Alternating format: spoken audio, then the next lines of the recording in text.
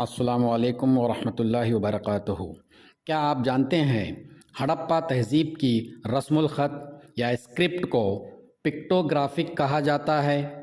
یہ تحریر عموماً جیومیٹری کے کچھ نشانات اور تصاویر کا مجموعہ ہوا کرتا تھا۔ اس تحریر میں نشانات پرندوں، مچھلیوں اور انسانی شکلوں کو دیکھا جا سکتا ہے۔ یہ رسم الخط بسٹروفیڈن کے طریقے پر لکھا کرتے تھے، یعنی ایک لائن دائیں سے بائیں اور پھر اگلی لائن میں بائیں سے دائیں لکھا جاتا تھا۔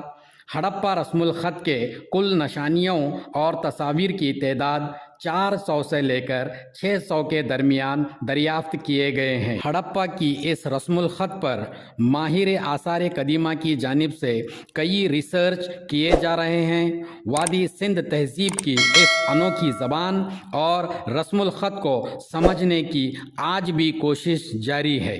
شکریہ۔